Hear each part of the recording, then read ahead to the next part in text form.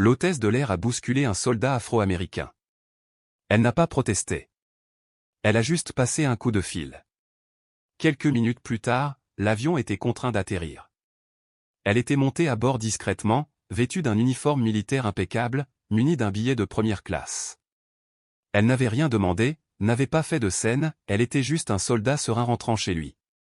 Cependant, quelques instants après qu'elle ait pris place, une hôtesse de l'air s'est approchée, l'a regardée de haut en bas et a prononcé des mots qui ont figé toute la cabine dans le silence, « Tu n'as pas ta place ici ». Elle a été forcée de se réfugier au fond de l'avion, humiliée devant des inconnus. Personne ne l'a défendue. Personne n'a remis en question ce qui venait de se passer. Sans un mot, elle sortit son téléphone et envoya un court message. Ce message ne changea pas seulement sa place, il changea tout. Avant l'atterrissage, la pilote a reçu un appel qui a déclenché une intervention complète de la compagnie aérienne. La femme qui l'avait jugée ignorait totalement à qui elle venait de manquer de respect. Ce qui s'est passé ensuite vous fera réfléchir au nombre de personnes qui ont été silencieusement ignorées, invisibles à tous. Restez avec nous, car cette histoire est sur le point de prendre une tournure inattendue. Alors que les portes de l'avion commençaient à se fermer, Danik monta à bord. Ses bottes militaires résonnèrent doucement et solidement sur le plancher de la cabine. Son uniforme était impeccable et sa posture respirait un calme que seules des années de discipline pouvaient conférer. Elle n'était pas là pour impressionner qui que ce soit. Elle voulait juste rejoindre sa place et se reposer. C'était son premier vol de retour d'une longue mission à l'étranger. Son père lui avait fait la surprise de lui offrir un billet en première classe en guise de cadeau de bienvenue. Il n'avait pas dit grand-chose en le lui tendant, juste un hochement de tête ferme et un doux « tu le mérites ». C'était suffisant. Elle recherchait la paix, pas la reconnaissance. Danik traversa la cabine avec une détermination silencieuse, scrutant les numéros de siège jusqu'à ce qu'elle trouve le 3A, juste à côté de la fenêtre. Elle s'assit avec précaution, plia sa veste avec précision et plaça son sac à dos sous le siège devant elle. Quelques passagers lui jetèrent un coup d'œil, certains lui adressèrent un sourire poli, d'autres ne remarquèrent même pas sa présence. Elle ne broncha pas. Elle se laissa aller en arrière et ferma les yeux un instant, laissant le poids de l'année écoulée commencer à s'enlever de ses épaules. Elle voulait juste profiter de la sérénité de ce moment. Mais cela n'a pas duré. Une hôtesse de l'air s'avança dans l'allée. Son badge indiquait Karen Mitchell. Elle était grande, aux traits anguleux, les cheveux relevés en un chignon serré, un presse-papier à la main. Elle esquissa un sourire en s'approchant, mais il semblait forcé. Ses yeux passèrent du visage de Danik au numéro du siège, puis à l'uniforme. « Excusez-moi » dit Karen en s'arrêtant à côté d'elle. « Puis-je voir votre carte d'embarquement » Danik ouvrit les yeux, légèrement surprise, mais hocha la tête en silence. Elle sortit le pass de sa poche et le lui tendit. Karen l'examina un instant, puis regarda à nouveau Danik. Le coin de sa bouche se crispa. « C'est un siège de première classe. »« C'est exact, » répondit calmement Danik. « C'est ce qui est écrit sur mon billet. » Le sourire de Karen s'estompa. « Tu voyages seul » Danik hocha la tête. L'agent garda le pass un instant, comme s'il attendait un changement, puis le rendit en disant « Je crois qu'il y a une erreur. Cette section est réservée aux clients premium. » Danik la regarda, perplexe. « C'est la place qui m'a été attribuée. Elle est correcte. » Karen ne recula pas. Elle se pencha légèrement, baissant la voix mais restant ferme. « Je vous demande de vous mettre au fond. Vous avez peut-être reçu ce billet par erreur, ou peut-être que quelqu'un vous l'a donné. Quoi qu'il en soit, je dois résoudre ce problème pour que nous puissions décoller. » Danik cligna des yeux. « C'était un cadeau de mon père. Il l'a acheté. Je suis sûr qu'il était bien intentionné. »« Je comprends, » dit Karen. « Mais ce n'est pas habituel. J'ai besoin que tu viennes avec moi. » Elle tendit la main et toucha Danik légèrement mais fermement. C'était suffisant. Danik s'est levé. Certains passagers tournèrent la tête avec curiosité. D'autres regardèrent leur téléphone. Mais personne ne dit mot. Le silence remplit la cabine. Danik se leva lentement. Elle ne protesta pas, n'éleva pas la voix. Elle rassembla ses affaires, se redressa et se dirigea vers l'arrière de l'avion. Personne ne la regardait dans les yeux. Personne ne tentait de l'arrêter. Elle trouva un siège libre en classe économique et s'assit en silence. L'espace était plus étroit, l'atmosphère plus pesante. Mais la vraie douleur n'était pas le siège, c'était la façon dont tout s'était passé. Comme si elle n'était pas à sa place. Comme si elle avait commis une erreur invisible. Ses mains tremblaient légèrement alors qu'elle fouillait dans son sac à dos pour trouver son téléphone. Elle le sortit, ouvrit ses messages et tapa une courte note à son père. « Ils m'ont fait passer en classe économique », a-t-elle écrit. Elle a dit que je n'étais pas à ma place. Je n'ai pas protesté, mais elle m'a touché le bras. Je vais bien, je suis juste bouleversée. Elle a appuyé sur « Envoyer », puis a posé le téléphone face vers le bas sur ses genoux et a regardé droit devant elle. L'avion semblait calme, mais à l'intérieur, elle savait que ce n'était pas fini. Danique était assise bien droite, les mains posées sur ses cuisses, fixant le dossier du siège devant elle. Son esprit ne s'arrêtait pas. Ses années dans l'armée lui avaient appris à rester calme sous la pression, mais rien ne l'avait préparé à ce genre d'humiliation silencieuse. Il ne s'agissait pas seulement de perdre un siège. C'était le jugement immédiat. L'hypothèse injuste. Et le pire, c'était que c'était public. Son téléphone vibra. Une réponse. C'était son père. Une seule ligne, aiguë et inhabituelle pour lui. Ce qui s'est passé? Tanika prit une profonde inspiration, serra la mâchoire et commença à taper rapidement. Quand elle a vu mon uniforme, elle m'a demandé mon billet. Je le lui ai montré. Elle a insisté pour que je bouge, disant que la section était réservée aux clients premium. Elle m'a touché le bras, sans être brutale, mais ferme. Elle marqua une pause, relisant ce qu'elle venait d'écrire. Un autre message est arrivé. « Quel est votre numéro de vol ?»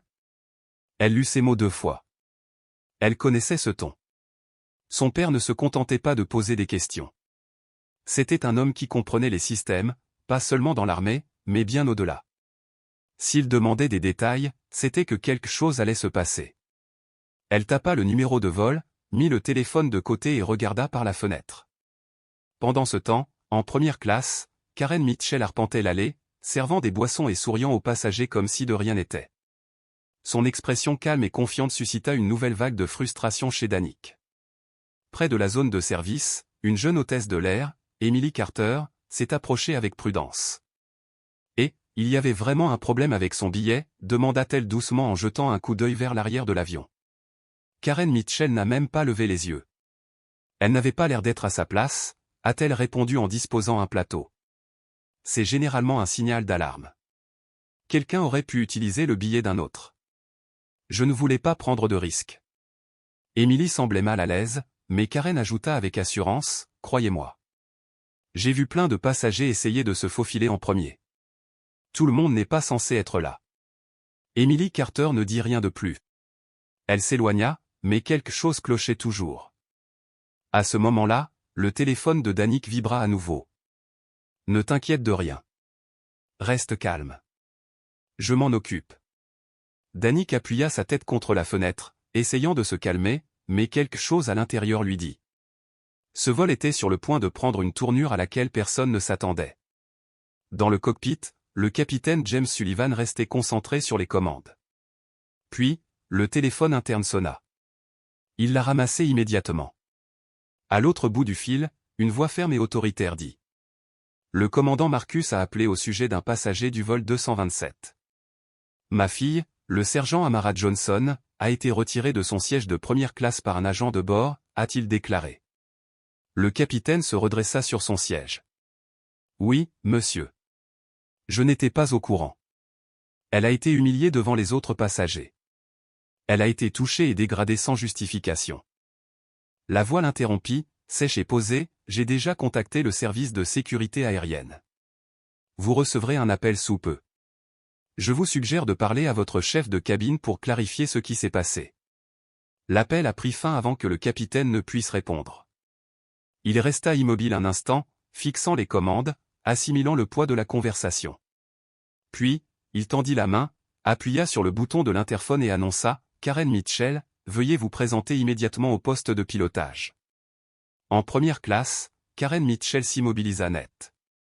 Son expression se transforma en confusion, une lueur d'agacement traversant son visage tandis qu'elle tournait les talons et se dirigeait vers l'avant de l'avion. Danica ne se retourna pas, mais l'annonce lui était parvenue. Son estomac se serra. Quoi qu'il se passe, ça a déjà commencé. À l'intérieur du cockpit, Karen Mitchell est entrée avec son sourire habituel de service client. « Vous avez appelé, capitaine ?» Il ne lui a pas rendu son sourire. « Vous souvenez-vous d'un passager assis au siège 3A? D'un soldat ?» Karen hésita. « Oui. Il y a eu une confusion avec sa place. Je lui ai demandé de bouger. Avez-vous vérifié son billet? J'y ai jeté un coup d'œil. C'était assorti au siège, répondit-elle en se déplaçant légèrement. Ça correspondait, répéta le capitaine, mais elle n'était pas sur votre liste. J'ai supposé que c'était une erreur, dit Karen d'une voix légèrement aigre. Elle portait un uniforme. Parfois, les passagers font ça pour obtenir un surclassement par sympathie. Je voulais juste en être sûr. La mâchoire du capitaine se serra. Cette passagère est le sergent Amara Johnson, fille du commandant Marcusset. Il supervise actuellement les opérations de défense nationale et a déjà contacté le département de la sécurité aérienne. Ce vol relève désormais de la compétence fédérale. Il se tourna vers Karen avec un calme délibéré. J'ai besoin que tu retournes la voir. Tout de suite. Tu vas lui présenter tes excuses devant toute la cabine et la raccompagner à son siège en première classe. Karen ouvrit la bouche, mais aucun mot ne sortit. Ce vol pourrait ne pas atteindre sa destination comme prévu, a poursuivi le commandant de bord. S'il est confirmé que les droits de ce soldat ont été violés, nous pourrions être contraints d'atterrir plus tôt que prévu. Karen Mitchell se retourna et quitta le cockpit, les mains tremblantes. Pour la première fois de sa longue carrière, elle se sentait vulnérable et ignorait ce qui l'attendait derrière la porte du cockpit. Elle s'engagea dans l'allée, le cœur battant à tout rompre. L'atmosphère de la cabine était pesante. Les passagers continuaient de regarder des films, de feuilleter des magazines et de siroter du champagne, mais chaque pas lui donnait l'impression de marcher sous les projecteurs. Son sourire avait disparu. Sa démarche, autrefois assurée, vacillait. L'allée s'étendait comme un tunnel. Elle s'arrêta juste avant d'entrer dans la section économique, scrutant les rangées jusqu'à ce que ses yeux se posent sur Danick, assis en silence, les mains posées sur ses genoux, le regard fixé sur la fenêtre. Elle s'est figée. La femme qu'elle avait fait expulser une heure plus tôt était désormais la raison pour laquelle son nom circulait peut-être au siège de l'aviation fédérale. D'autres hôtesses de l'air observaient silencieusement. Emily Carter, près de l'aire de service, échangea un regard avec une autre collègue. Personne ne parla. Personne ne proposa son aide. Mademoiselle Bork redressa son uniforme et inspira profondément par le nez avant de se diriger vers la rangée de Danick. Sergent Thompson, commença-t-elle en s'accroupissant légèrement à sa hauteur, d'une voix basse et mesurée, il semble y avoir eu un malentendu. Je voudrais vous raccompagner à votre place en première classe. Danica tourna lentement la tête. Son expression était indéchiffrable. Un malentendu? Oui, répondit rapidement Karen. Votre nom n'était pas correctement inscrit sur le manifeste de la cabine. J'ai supposé qu'il y avait une erreur. Mais le problème a été résolu. Danick l'étudia un instant, puis baissa les yeux et tapa un message avec des doigts stables. Il est là. Il veut que je revienne. Il dit que c'était un malentendu. La réponse de son père est arrivée presque instantanément, la libérant ainsi pour dire ce qu'elle ressentait vraiment, sans excuse, sans protocole, juste la vérité. Danick leva les yeux vers Miss Bork. Tu m'as dit de bouger, dit-elle d'un ton neutre. Tu m'as dit que je n'avais pas ma place en première classe. Et tu m'as touché. Mademoiselle Bork se raidit sous l'accusation. C'était un geste mineur, répondit-elle sur la défensive. Tu m'as touché, répéta calmement Danick. Et maintenant, tu veux faire comme si de rien n'était. Certains passagers commencèrent à s'en apercevoir. Les écrans s'arrêtèrent. Les verres se baissèrent. L'atmosphère devint tendue, inconfortable. Karen Mitchell avait la gorge sèche. Elle réalisa qu'elle avait mal évalué la situation, peut-être même terriblement. Je m'excuse pour la gêne occasionnée, a-t-elle déclaré. Danick haussa un sourcil. Tu n'as demandé à personne d'autre son billet en première classe. Juste moi. La question restait en suspens comme un poids. Karen hésita, jetant un regard en coin au passager qui l'observait. Son visage perdit ses couleurs. J'ai fait une erreur, admit-elle doucement. J'ai supposé quelque chose, et j'avais tort. Danica se leva lentement. Sa voix restait ferme. Elle parlait doucement, mais chaque mot avait du poids. Karen Mitchell reprit son calme, se redressa et se tourna vers les passagers à proximité. « J'ai par erreur retiré le sergent Thompson de son siège », a-t-elle déclaré. Elle avait un billet valide. Je l'ai jugé injustement, et je le regrette sincèrement. Le silence qui suivit fut plus lourd que n'importe quelle réponse verbale. Danik ne dit rien. Elle prit simplement son sac à dos, fit un petit signe de tête et retourna en première classe. Des excuses étaient inutiles. Le mal était fait. Elle avançait avec une assurance calme. Bien qu'elle sentît le changement d'atmosphère dans la cabine, ses pas restaient assurés. Les passagers de première classe, qui l'avaient jusque-là ignoré, l'observaient maintenant attentivement. Certains semblaient inquiets. D'autres détournaient le regard. Personne n'a parlé. Elle retourna à sa place initiale, la 3A, et s'installa, plaçant son sac à dos en dessous, comme auparavant. Elle ne regarda pas Karen Mitchell, qui la suivait à quelques pas. Le chef de service s'arrêta à côté d'elle, incertain de ce qu'il allait dire ensuite. « Si je peux vous aider en quoi que ce soit, » murmura-t-elle finalement, « n'hésitez pas à me le faire savoir. » Danik resta silencieuse. Elle ouvrit le petit livre sur ses genoux et tourna une page au hasard. Son immobilité en disait long. Mademoiselle Borg se retourna avec raideur et remonta l'allée. Le visage rouge, les paumes moites, elle évitait le regard des passagers. Dans la cuisine, Emily Carter attendait, les sourcils levés. « Eh bien » demanda-t-elle doucement. « Je me suis excusée » murmura Karen. « Tu ressemblais à un avocat entrant dans une salle d'audience » dit Emily, essayant de garder un ton neutre. Karen lui lança un regard noir. « Pas maintenant. »« Je dis ça comme ça » dit Emily en haussant les épaules. Ça n'a pas semblé bien se passer. Karen l'ignora et se concentra sur un plateau, même si ses mains tremblaient légèrement. Tout le poids de ce qui venait de se passer commença à peser sur elle, pas seulement ce qu'elle avait fait, mais Oncel l'avait fait aussi, et son père l'était. Au fil des ans, elle avait eu affaire à d'innombrables passagers difficiles. Mais aucun ne l'avait jamais mise à l'épreuve à ce point. Pendant ce temps, en première classe, Danik feuilletait son livre sans vraiment le lire. Ses yeux n'étaient pas fixés sur le texte, mais sur l'air qui l'entourait. Sur la tension. Sur les regards gênés. De l'autre côté de l'allée, un homme plus âgé vêtu d'un costume bleu marine impeccable se pencha légèrement vers elle. « J'ai vu ce qui s'est passé tout à l'heure » murmura-t-il. C'était malheureux. Danik leva les yeux. Son expression était indéchiffrable. C'est malheureux, oui. Enfin, c'était une erreur évidente. Je suis sûr qu'il n'y avait aucune mauvaise intention. Danik pencha la tête. Il dit quelque chose. À cet instant, l'homme hésita. Non, non, je ne pensais pas que c'était ma place. Exactement. Danik baissa les yeux vers son livre. L'homme se pencha sur son siège, soudain absorbé par la boisson intacte posée sur son plateau. Le téléphone de Danik vibra. Papa, d'accord, je suis informé. Restez assis. La sécurité vous attendra à la porte.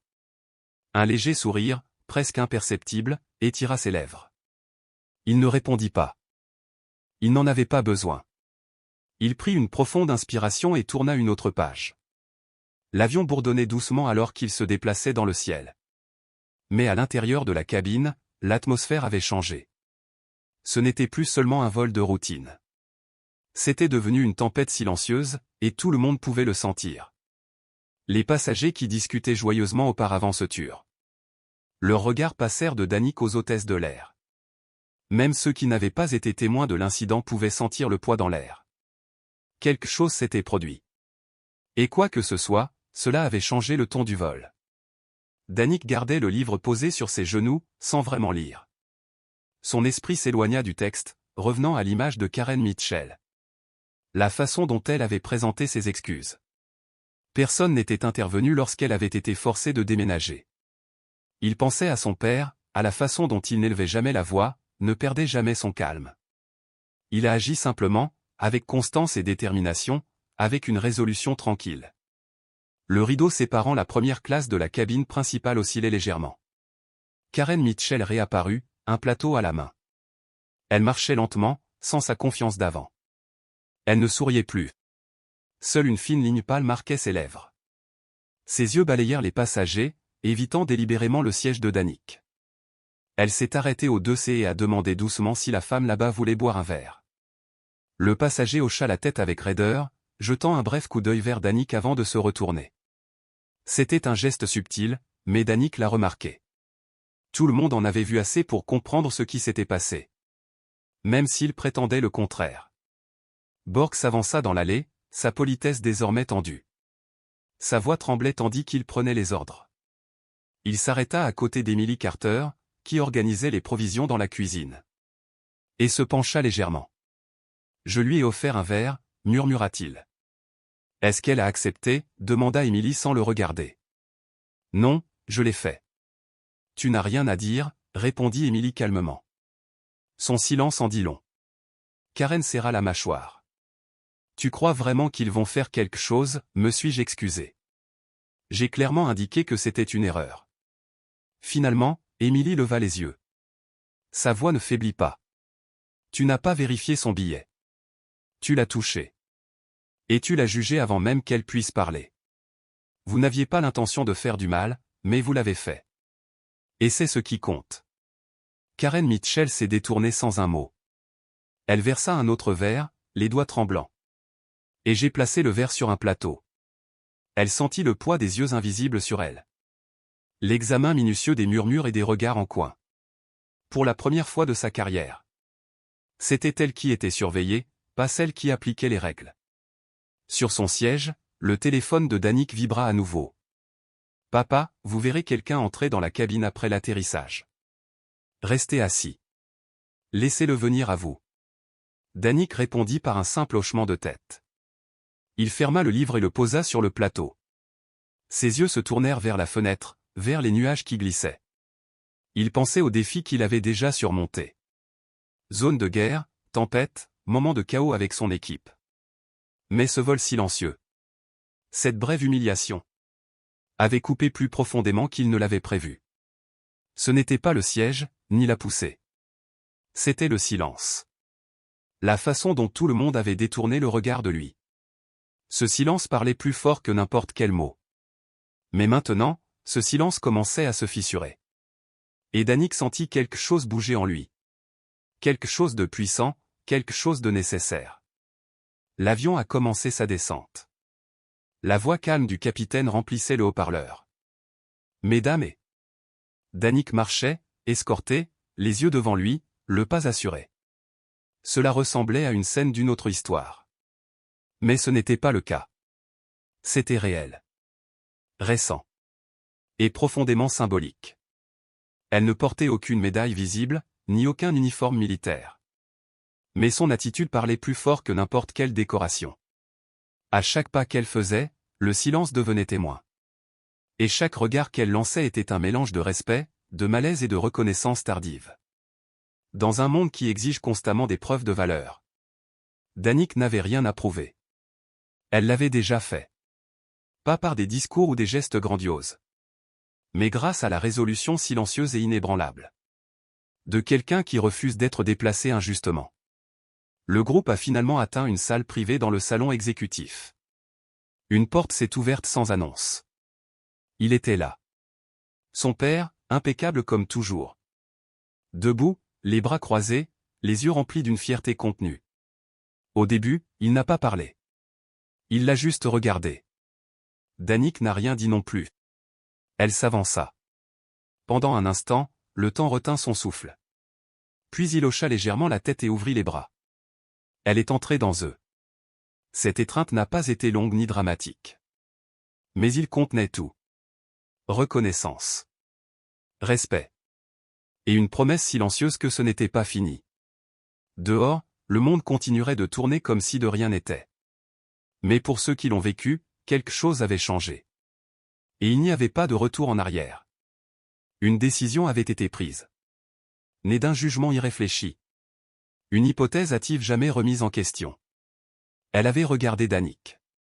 Et elle pensait savoir qui il était en un instant. Dans cet acte d'arrogance. Déguisé en procédure. Elle avait déclenché une tempête. Qu'aucune formation en entreprise ne pourrait contenir. Le silence dans le salon n'était pas professionnel. C'était accablant. Il n'y avait aucun email à supprimer. Aucun protocole à citer qui pourrait justifier ce qu'elle avait fait. Parce qu'au fond, elle savait que, au-delà des réglementations, il y avait une ligne qu'elle avait franchie. Pas avec des cris. Pas avec des insultes. Mais avec un refus silencieux. Avec un regard qui disait « Tu n'as pas ta place ici ». Elle envisagea d'envoyer un autre message. Peut-être une explication. Peut-être une justification. Mais que pouvait-elle dire qui ne ressemblait pas à une défense désespérée? Comment pourrait-elle demander de la compréhension? Alors qu'elle l'avait nié si facilement elle-même? Devant elle, une horloge numérique faisait tic-tac. Chaque seconde lui rappelait qu'elle n'avait plus le contrôle. Dehors, les voix s'élevaient. Les équipes des médias se sont rassemblées. Et l'image de Danik, marchant la tête haute, était déjà diffusée en boucle sur les réseaux sociaux. Pas en tant que victime, mais comme un symbole. Comme le commencement de quelque chose qui, cette fois, ne serait pas réduit au silence.